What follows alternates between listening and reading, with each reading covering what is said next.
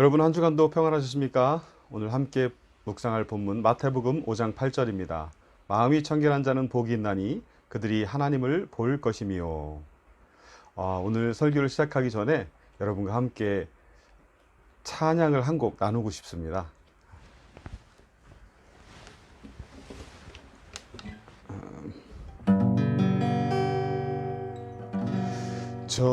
정결한 마음 주시옵소서.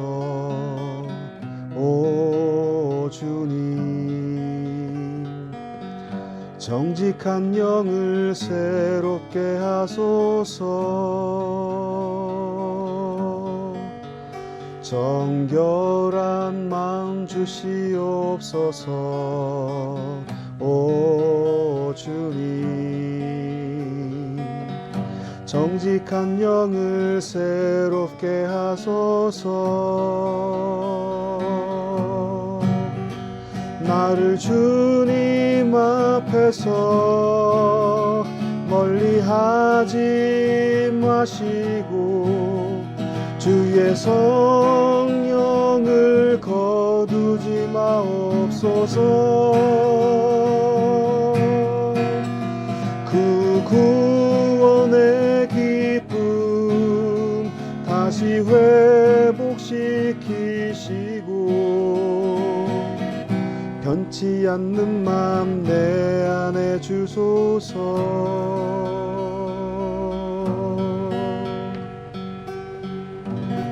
아멘.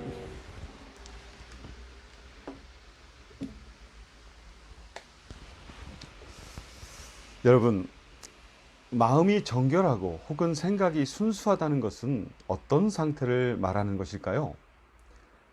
오늘 우리가 묵상하는 마음이 청결한 자의 복에 대해서 그동안 많은 사람들이 연구를 하거나 설교를 해왔었습니다. 저 역시 목회를 하면서 아마도 몇 번은 설교 주제로 삼았을 것입니다. 그런데 오늘 여러분과 말씀을 나누기 위해 묵상하다 보니 그동안 한 번도 관찰하지 않았던 시각에서 말씀을 묵상하게 되었습니다. 그렇다고 대단한 건 아니고요. 아주 단순한 관점에서 말씀을 묵상해 본 것이지요. 원문을 풀이해 보면 마음과 생각은 거의 같은 동급으로 해석됩니다. 즉, 마음의 정결함은 생각의 순수함으로도 볼 수 있는 것이지요. 여러분, 마음이 정결하다는 것과 생각의 순수한 상태를 어떻게 표현해 볼 수 있을까요? 여러 가지 다양하게 표현해 볼 수 있겠지만 저는 한마디로 말해 때 묻지 않은 마음이나 생각, 바로 이것이 정결한 마음 혹은 순수한 생각의 상태라고 봅니다. 아주 간단하고 단순하게 우리식으로 표현해 본 것입니다. 우리가 성경을 읽거나 묵상하게 될 때 항상 잊지 말아야 할 아주 중요한 것이 있죠. 그것은 바로 지금 내가 묵상하고 있는 본문 말씀이 그 당시의 시대적, 사회적 상황 혹은 정치적, 역사적 상황을 늘 염두에 두고 있어야 한다는 것입니다. 그것을 무시한 채 묵상하거나 해석하려 한다면 오류에 빠지기 십상이기 때문이지요. 그렇기에 오늘도 본문의 상황 속으로 들어가 본다면 오늘 예수님 앞에 모여있는 사람들은 어떤 사람들일까요? 네, 대부분 가난하고 상처가 많은 사람들이죠. 바로 그들을 향해 예수님이 이렇게 선언하신 것입니다. 마음이 때묻지 않은 사람들은 복을 받습니다. 왜냐하면 그들은 하나님을 보게 될 것이기 때문입니다. 이들은 그동안 살아오면서 온갖 세상 풍파에 시달리며 그 풍파를 헤치며 살아온 사람들입니다. 흔히 우리는 이렇게 말하죠.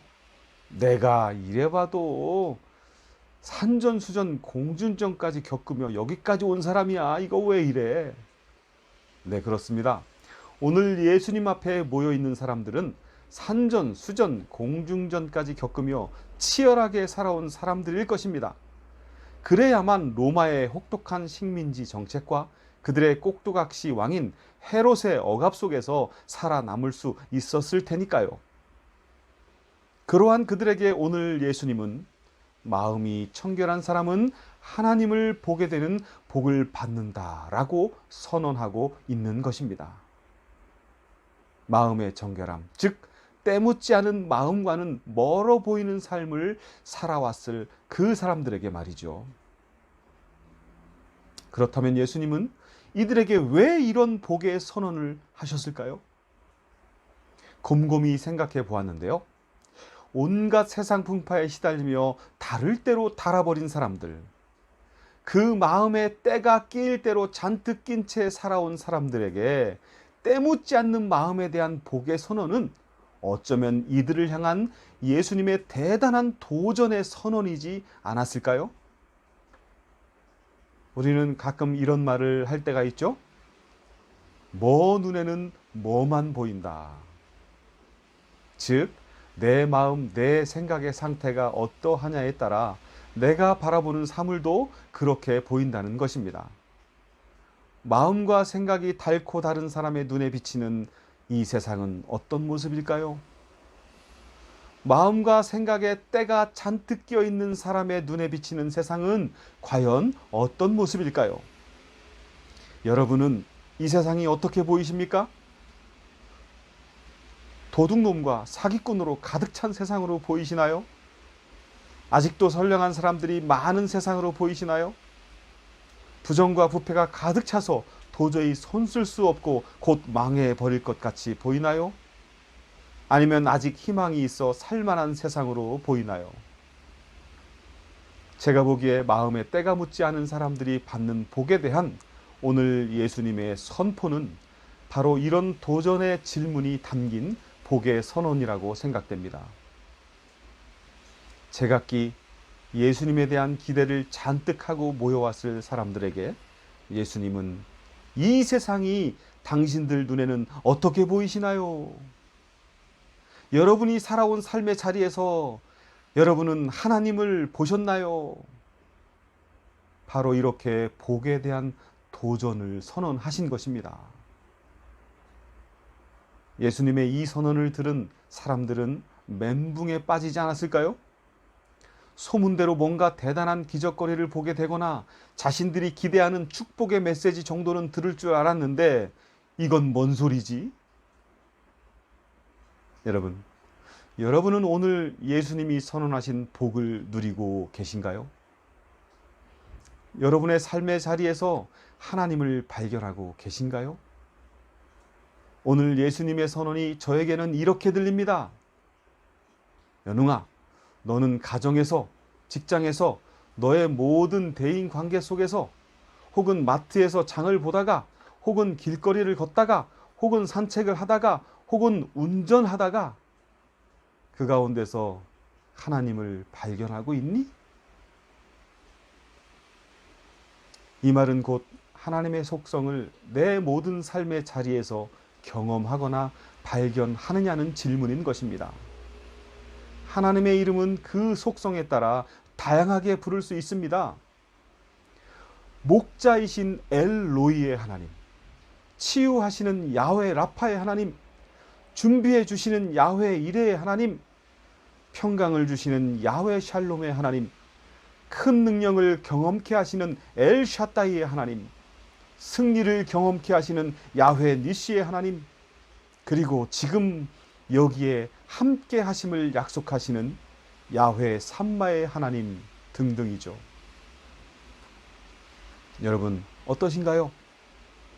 우리는 우리의 모든 삶의 자리에서 이러한 하나님의 속성을 발견하며 그 하나님의 이름을 부르며 찬양하고 있나요?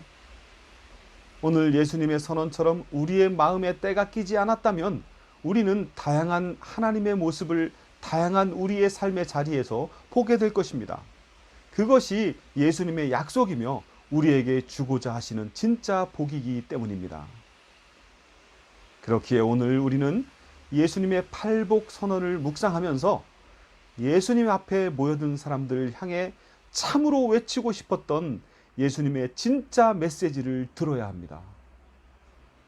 저는 이렇게 들립니다. 이스라엘 백성들이여, 진짜 복은 재물이나 건강이나 권세나 명예 같은 것이 아닙니다. 여러분이 원하는 것들은 모두 진짜 복을 받게 되면 저절로 필요에 따라 받게 되는 것입니다. 이스라엘 백성들이여, 하늘로부터 임하는 진짜 복을 구하세요. 오늘 내가 여러분에게 선포하고 있는 이 복들이 진짜 복입니다. 제기에는 예수님의 팔복선언이 이렇게 들립니다. 그러므로 여러분, 오늘 우리의 삶의 자리가 어떠한 모습이든 그 속에서 다양한 하나님의 모습을 발견하고 그 이름을 찬양하는 복을 누리시기를 바랍니다. 비록 우리가 겪는 삶의 다양한 경험들이 우리를 힘들게 하고 마음의 정결함에 상처를 내고 자꾸만 마음과 생각에 때가 끼도록 부추겨 갈지라도 자신에게 실망하거나 그러한 세상에 대해 낭망하지 마시기 바랍니다. 왜냐하면 지금 자신의 삶과 세상을 향해 실망감과 절망감을 느끼고 있다면 그것이 바로 당신의 마음이 정결하다는 증거이며 때묻지 않은 마음의 증거이기 때문입니다. 마음의 때가 잔뜩 낀 사람은 그것조차도 느낄 수 없을 것이기 때문이죠. 그렇기에 이제 우리가 할 일은 내 삶 속에서 다양한 하나님의 모습을 발견하며 그 이름을 찬양하는 일입니다. 매일 반복되는 일상의 삶을 살아갈지라도 그 속에서 문득 나타나시는 뜻밖의 하나님을 발견하는 쏠쏠한 재미와 복을 누리시는 저와 여러분 되시기를 축원합니다. 아멘.